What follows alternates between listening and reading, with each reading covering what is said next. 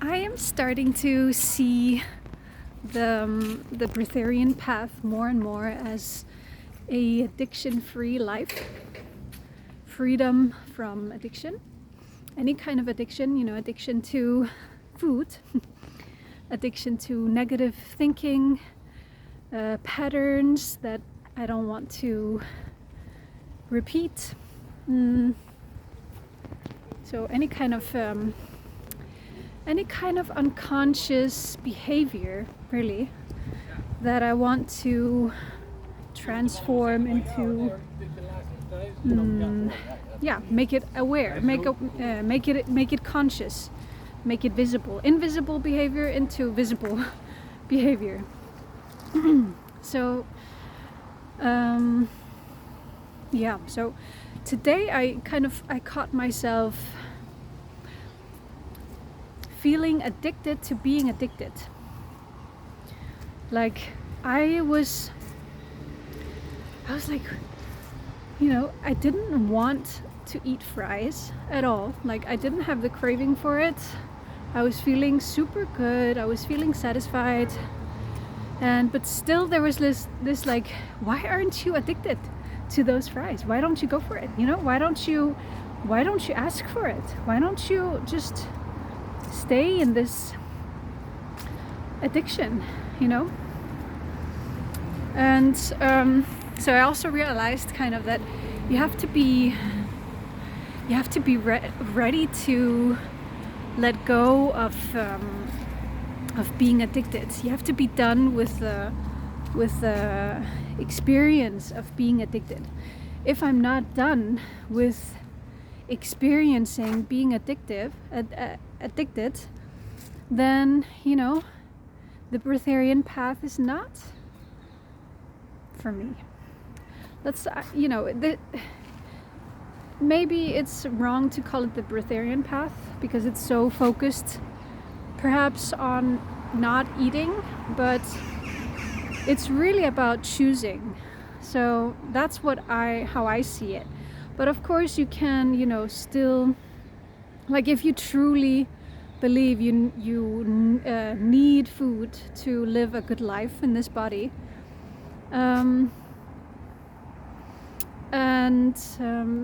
if you just see it as that's the fact of, that's the truth, you are basically incomplete without food, then, well, you might not be addicted. If you're like, if you're really conscious and aware and of everything you eat and consume, and it's just a natural, organic, balanced part of your life, then great, perfect. But my grandmother and my adult, they don't agree with it anymore. So I want to respect them and listen to them. So I was thinking today, like, as I was reading this book, this Discipline is Destiny, it was saying, like, why did I think about that? Oh, yeah. He was just talking about, like, we're constantly faced with choices in life, always take this path or this path, like follow the easy path or the more, the short-term satisfaction or the long-term satisfaction, maybe. The choice between those two.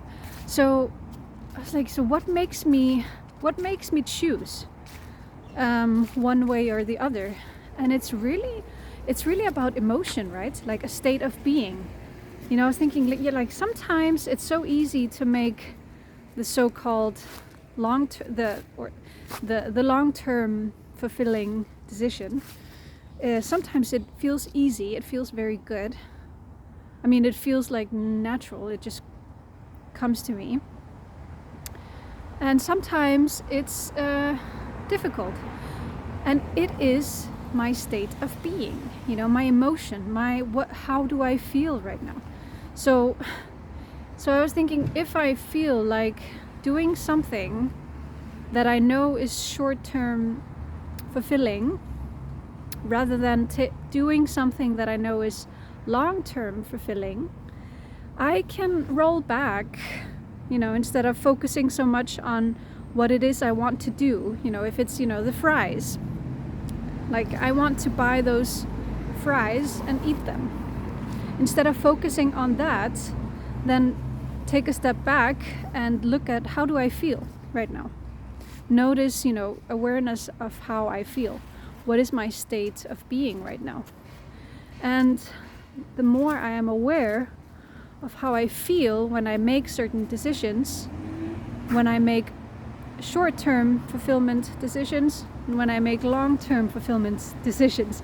And that's my free will as well, I think, to really to switch my state of being, to then, okay, I know I choose the long-term fulfilling path when I feel like this, when I feel brave, when I feel like I am loved, when I feel like I truly belong here on earth, I am on the right path, I do matter, like I am value to not only myself but to people in my life, my happiness matters, all those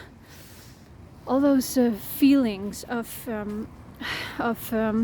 encouragement, or so like if that's what makes me choose this long-term fulfilling path, then let me tap into this feeling. Let me speak to myself. And like affirmations, maybe like, yeah, I do matter, my time is valuable, and my happiness is not only benefiting me and my experience in life, but also all other people.